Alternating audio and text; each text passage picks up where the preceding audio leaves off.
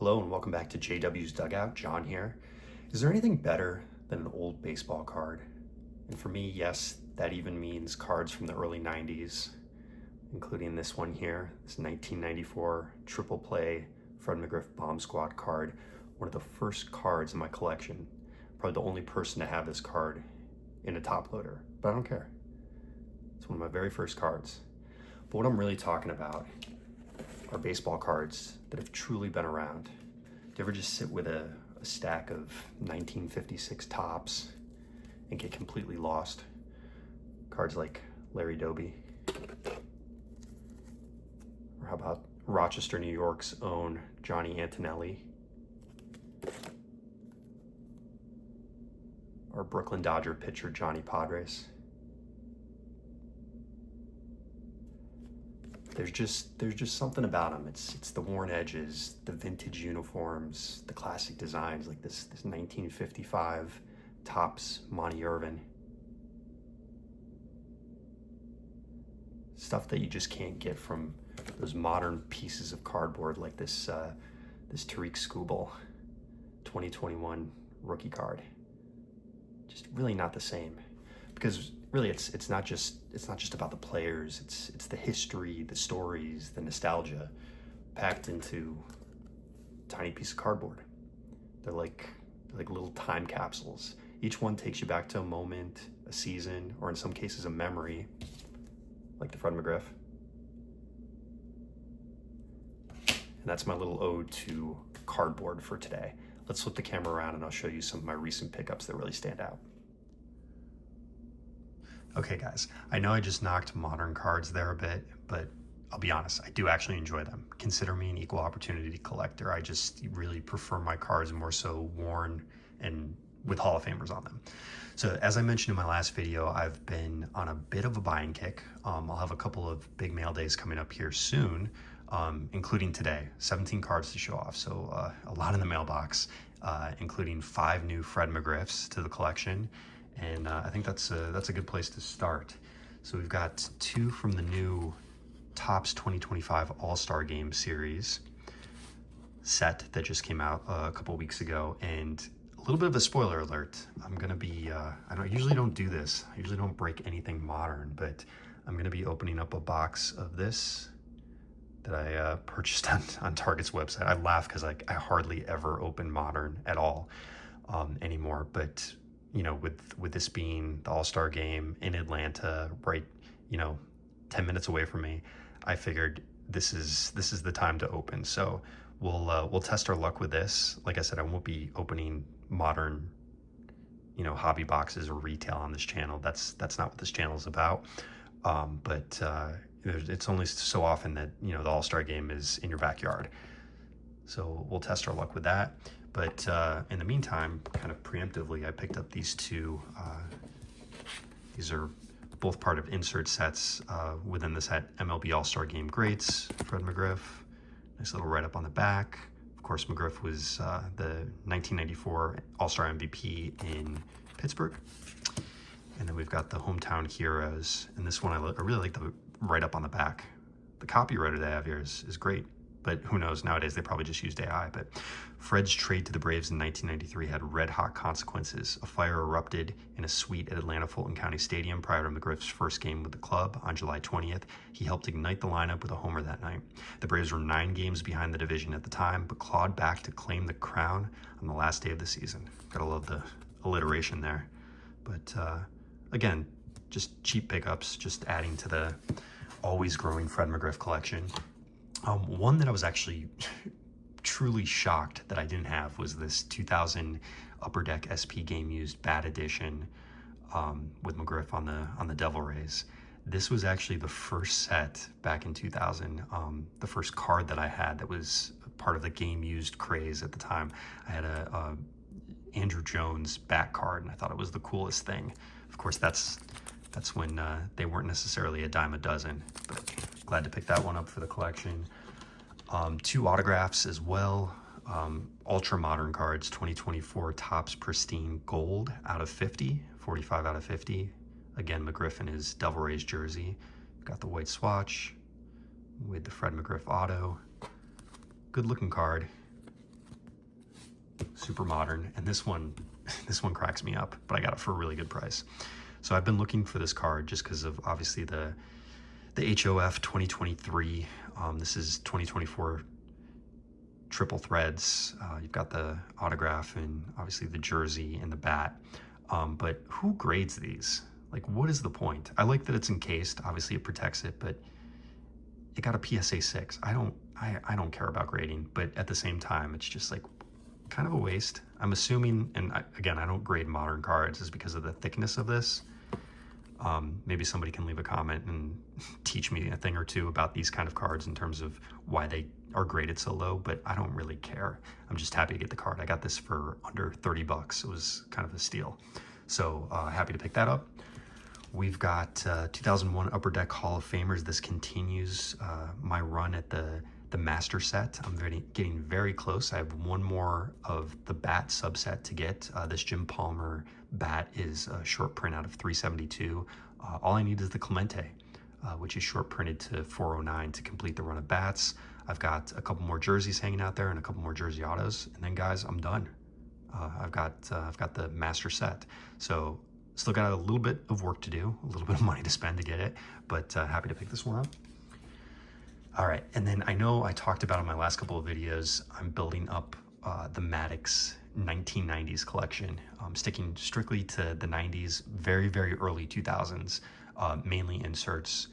And, you know, Greg Maddux next to Warren Spahn has always been my favorite pitcher. And while I don't really delve into, you know, super modern cards anymore, except for like my McGriff stuff and, you know, some more personal collection stuff, PC stuff, I wanted to build out my Maddux collection, and I've kind of inspired by Bill, the Hall of Fame collector, who has, if you haven't seen, has an incredible Maddux collection. So I've just been picking up things here and there. I've got the 1994 Finest, 1994 Leaf Limited Gold to 2000, or I'm sorry, to 10,000. The 94 Leaf Gold Stars. This one's also to 10,000. And then gotta love these. Probably my favorite of the Diamond Kings, 1994 Diamond Kings. Good old Dick Perez. This one, not so much. 1997 Diamond Kings out of 10,000. Not a huge fan of this artwork, but I'm still happy to pick up the card. And then the other one here is 2001 Topps Gold Label Gold Class 1 out of $9.99. Good looking card there. Okay, I promise that's it for modern. Let's go to some vintage cards. All right, so I've got 3 more for the Hank Aaron run. And that includes, through my stack here, 1972 Topps in Action, SGC 3 of Hank Aaron. Again, I don't mind the grades on these. I'm just really trying to complete the run. So put that one there. We have the 1970 Topps All-Star card, SGC 2.5. I always love these, obviously with being a big newspaper fan, having worked in newspapers for well over a decade. Love the newsprint in the back. You've got this little cartoon. 1969 was the 14th year in which Hank has scored 100 or more runs. Good looking card. And then the 1968 Topps 1967 home run leaders. Includes a handful of Hall of Famers on there. Of course, Hank Aaron, Ron Santo, and Willie McCovey, along with Houston's Jim Wynn. That's a PSA 3. Happy to pick that one up. All right, the next one, I'm gonna be honest, I always feel, how do I put this? Maybe just a little awkward, little weird buying cards of legends on the same day they pass away. But this was kind of a spur of the moment decision. The Dave Parker death, like obviously I never saw him play live, like given my age, but I've always been a big fan of Dave Parker, all the stories that I've read. Obviously the history, everything that goes along with that. And when I heard that he passed away, and here we are just weeks from, you know, what would have been his induction into the Hall of Fame, him being there in person, really just hit me. And I didn't have his rookie card, and so just quickly went on eBay, snatched this one up, and it's just a beautiful card, a 5.5, 5.5 SGC, very clean looking. Love the back on these cards. The back is incredibly clean. I was just really happy to pick up this beautiful example of the Cobra. Okay, 2 more to go because I know we're getting long here. This one is a Hall of Fame auto, a guy surprisingly I didn't have, and that is Elmer Flick, outfielder for the Phillies, the Athletics, in Cleveland in the early 1900s into the 1910s. Here's a guy who hit for average, was a speedy guy. The interesting thing here is the oldest inductee into the Hall of Fame. He was 87. And when he was basically told that he was getting into the Hall of Fame, he thought it was a joke. He thought somebody was fooling around with him. His induction, obviously he went through the Veterans Committee, was heavily swayed because of Branch Rickey. And Branch Rickey was the only one actually like on the committee who had ever seen him play in person. So there's a lot of kind of, I guess you could call it controversy as to if he actually belongs in the Hall, but was still really happy to pick this one up. He's known for dating his signature. So you got January, I believe, 20th, 1967. So this is 4 years after he was inducted. Elmer H. Flick in Cooperstown, New York, Baseball Hall of Fame. So I was really happy to pick this one up. Again, I'm a big index card guy, if I can talk. I just like the fact that you sometimes will get an inscription, but then also you get a nice big signature, much bigger than a card, even though I love my cards autoed as well. So really happy to pick this one up. Okay, last but certainly not least is the biggest, I would say, pickup of this bunch, and that is the SGC 5 1961 Topps Sandy Koufax. This is very clean. I've been wanting to pick this one up for a while now. I'm working on the 61 set along with the 56 set. That's really been a focus of mine lately, and happy to bring this one into the collection. I also think this is a really telling card, especially for Koufax, because 1961 really started the string of the domination for Koufax between 61 and 64. In those 4 seasons, I was looking this up because I was reading beforehand, he went 76-30 with 1,014 strikeouts and a 2.27 ERA.